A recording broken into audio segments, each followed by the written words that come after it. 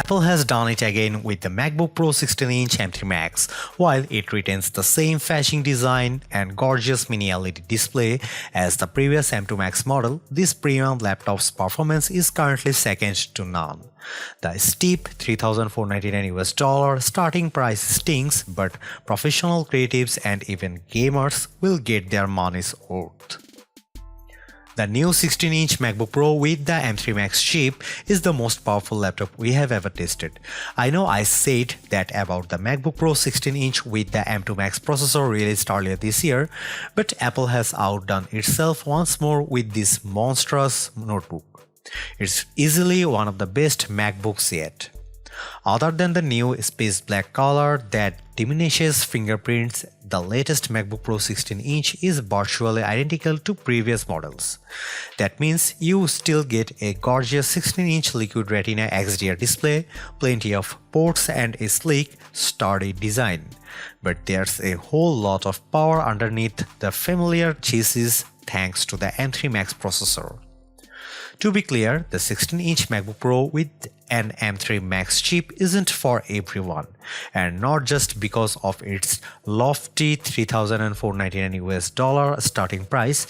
If you are a creative professional who works with 8K videos, then this beastly laptop should facilitate your workflow. Similarly, the M3 Max chip also makes this MacBook Pro a powerful gaming rig. However, if you only dabble in video editing or primarily use the best laptops for writing, the new 14-inch MacBook Pro M3 might be a better choice. Is the MacBook Pro 16-inch right for you? Watch my full review to find out. The MacBook Pro 16-inch with M3 Max is now available on Apple's website for a starting price of $3,499. This model packs an M3 Max chip with a 14-core CPU and a 30-core GPU. It also has 36 GB of unified memory and 1 TB of SSD storage. Looking for more RAM than you probably need, you can upgrade to a mind-blowing 128 GB of unified memory.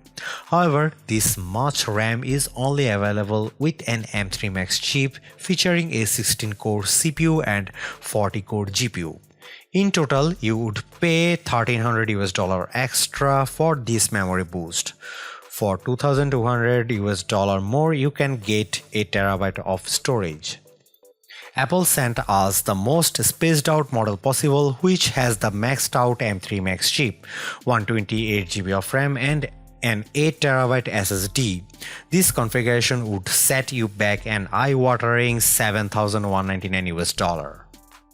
The new MacBook Pro 16-inch features the same design introduced with the MacBook Pro 14-inch and MacBook Pro 16-inch 2021. That could be a bummer if you wanted a completely new design, but I'm not complaining since I think this build hits the sweet spot of being both functional and stylish. I will discuss the new space black color shortly. Like the previous model, this notebook measures 14.01 by 9.77 by 0.66 inches and weighs 4.8 pounds, 4.7 for the M3 Pro model. While big and heavy, the MacBook Pro feels durable thanks to its sturdy squared of aluminum chassis. The lid is easy to open with one hand and has just the right amount of rigidity when you open and close it. So, its weight and size make it less portable than the MacBook Air 15-inch.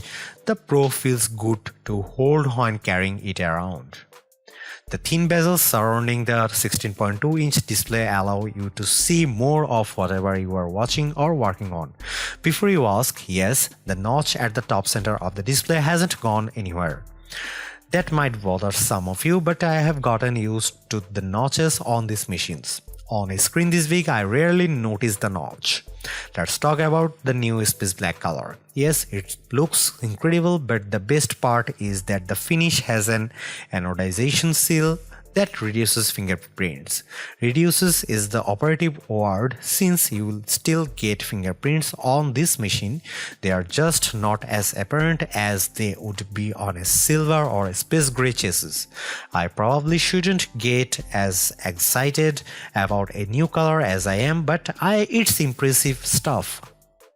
The 16.2-inch Liquid Retina display remains as gorgeous as ever. Not only is it bright and colorful, but its 120Hz ProMotion refresh rate makes everything run smoothly, especially games. As before, this is hands down one of the best laptop displays out there. The latest trailer for Monarch Legacy of Monsters looked incredible on the 16.2-inch display.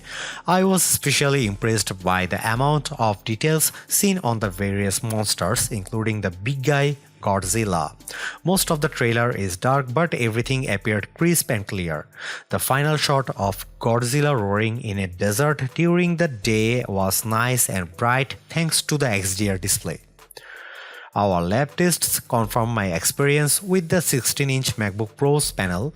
When pointing our colorimeter at the screen, we found that it achieves 116.7% of the sRGB color gamut and 83.2% of the more demanding DCI-P3 color space. Color accuracy is great, with the MacBook Pro 16-inch turning in a Delta E score of 0.11. These values are identical to the previous model, which is awesome.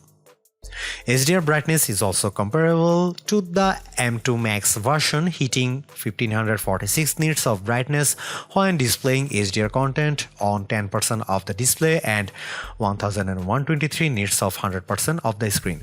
Things get more interesting with non-HDR brightness. Where the M2 Max averaged 455 nits of brightness, the new MacBook Pro averaged 563 nits. That's not the advertised 600 nits of HDR brightness, but it's certainly brighter than before. How does the 16-inch MacBook Pro's display stack up against competing notebooks?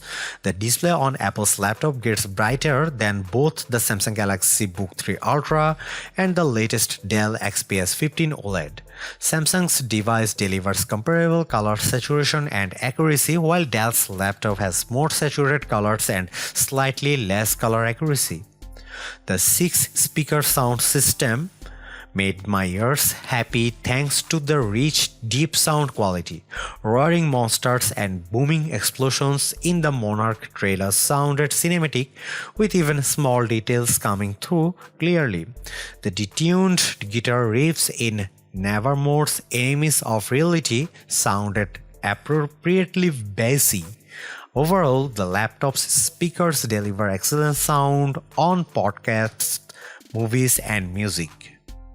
Port selection remains the same as the two previous 14 and 16-inch MacBook Pros.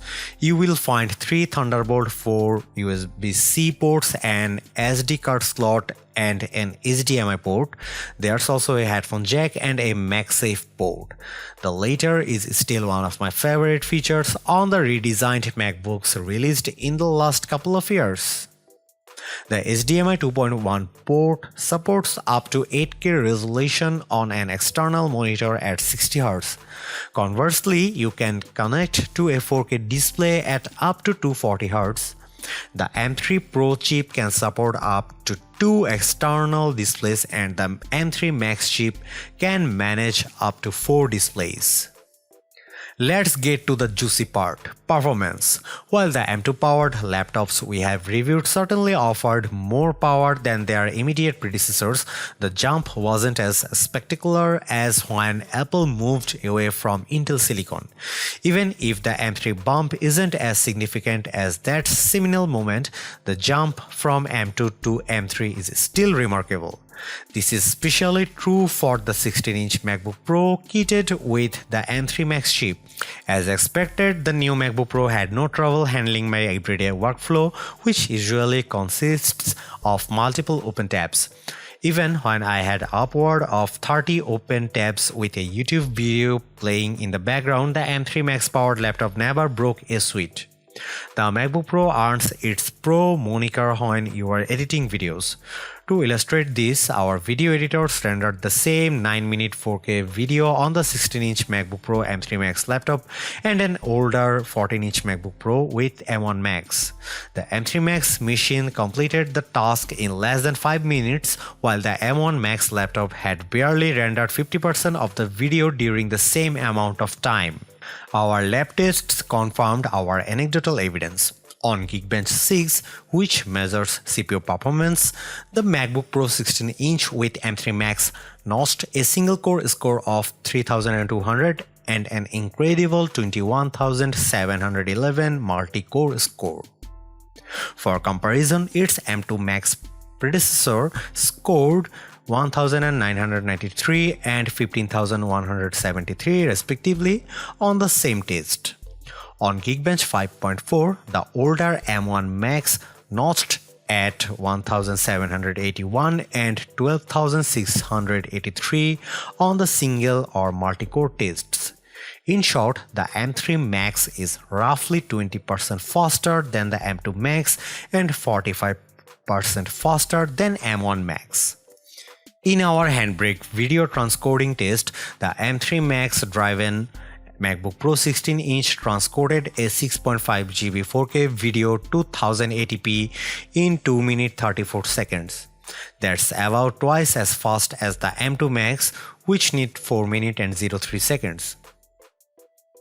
On the Geekbench Photoshop test, which assigns a score based on how effectively a system uses scripts to apply a series of filters and other adjustments to several high-res photographs, the MacBook Pro 16-inch M3 Max scored 1,443. This test also times how long each system takes, and the new laptop took 3 minutes and 29 seconds. In contrast, the M2 Max version of the laptop scored 1,218 and took 3 minutes 54 seconds. The MacBook Pro 16-inch with M1 Max took 4 minutes 20 seconds and scored 877.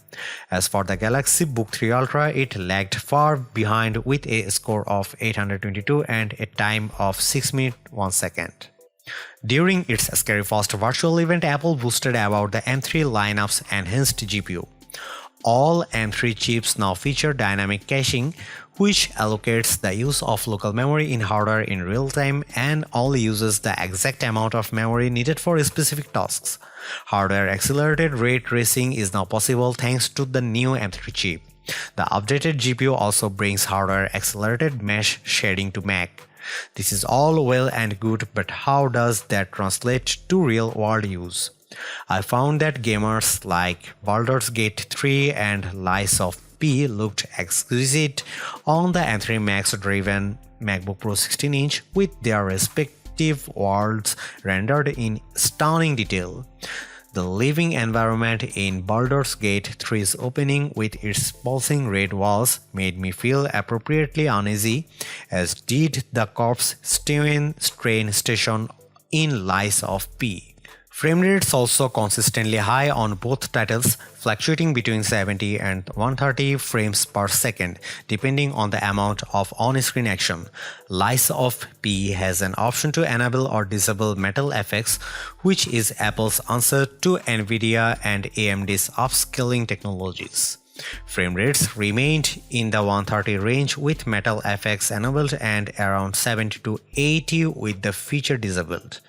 Baldur's Gate 3 didn't have this option, but its FPS remained high throughout. The M3 Max MacBook Pro also performed well in our lab tests. In the 3D Mark Wildlife Unlimited 3D Performance test, the M3 Max MacBook Pro 16-inch scored 31,271 and averaged 187 frames per second. In comparison, the MacBook Pro 16-inch with M2 Max scored 13,000 and averaged 77 frames per second. That's a mighty huge boost in graphical performance. We also ran in-game benchmark for a handful of titles. Shadow of the Tomb Raider reached 118 FPS at 1922 by 1200 resolution and 47 FPS at 2K gaming. The less graphically demanding Sid Meier's Civilization 6 ran at nearly 60 FPS across all available display resolutions. Results for the latter are identical to what we saw from the M2 Max powered laptop, but Shadow of the Tomb Raider's numbers see a significant increase. We don't know if dynamic caching is helping in this case, but it could be the case. The excellent gaming performance I experienced on the MacBook Pro 16-inch kitted with the M3 Max once again proves Macs are more than capable of running graphically demanding games. Games optimized for Apple Silicon such as Baldur's Gate 3 and Resident Evil Village not only look phenomenal but run like a dream. The same is also true for unoptimized games like Shadow of the Tomb Raider. If more developers make titles for Macs, Apple's platform could be as viable as Windows for gaming someday. The latest MacBook Pros come with macOS Sonoma pre-installed. As we said in our macOS Sonoma review, the current version of the operating system delivers minor but helpful features that makes your Mac better, including desktop widgets, Safari profiles, an upgraded game mode, better video conferencing, and more. Most new features offer minor cosmetic improvements such as video screensavers and animated reactions you can trigger during video calls. Other features like new widgets or the option to set up multiple profiles in Safari are pretty useful. There's also a game mode that deprioritizes background tasks and doubles Bluetooth sampling rate for controllers. Again, none of macOS Sonoma's new features are revolutionary. However, the smaller updates Apple has focused on this time around add greater utility for the apps you use. It also makes using macOS Sonoma a more pleasant experience. The MacBook Pro 16-inch M2 Max I reviewed earlier this year is the longest lasting laptop we have ever reviewed, enduring for an astonishing 18 hours and 56 minutes. While the updated M3 Max driven model doesn't last as long, it still blows away most other laptops for battery life. On our battery test, which involves continuous web surfing at 150 nits of screen brightness, the new MacBook Pro 16-inch lasted for 17 hours and 11 minutes. While that's nearly 2 hours less than the last model, I doubt anyone will complain about 17 hours of battery life. That's still longer than 2021's MacBook Pro 16-inch 2021 with M1 Max, which lasted for 15 hours and 31 minutes. Windows laptops like Dell XPS 15 OLED while lasted 8 hours and 58 minutes, and Samsung Book 3 Ultra while lasted 10 hours and 1 minute don't even come close. How hot does the MacBook Pro 16-inch get? In our standard heat test, which involves running a heat gun over a device after streaming 15 minutes of full HD video on it, we found the hottest point to be on the underside near the center, which peaked at 81 degrees Fahrenheit. We generally consider temperatures over 95 degrees as being uncomfortable. The 16-inch MacBook Pro doesn't get close to that, so you should be able to comfortably keep it on your lap for extended periods. The spacious keyboard with its snappy and responsive keys is one of the main reasons I enjoyed typing on the two previous 16-inch MacBook Pros. This remains true with the new model, which complements my weak hands and forceful keystrokes. While I still would have killed more resistance when pressing the keys, the keyboard remains a winner since it's so comfortable to type on. I'm also a fan of the massive touchpad. Its smooth surface allowed my fingers to glide over it with ease, and it always registered my gesture and clicks. Despite the touchpad size, I never accidentally touched it when typing. Though I'd prefer to use one of the best mice, the 16-inch MacBook Pro's touchpad performs wonderfully.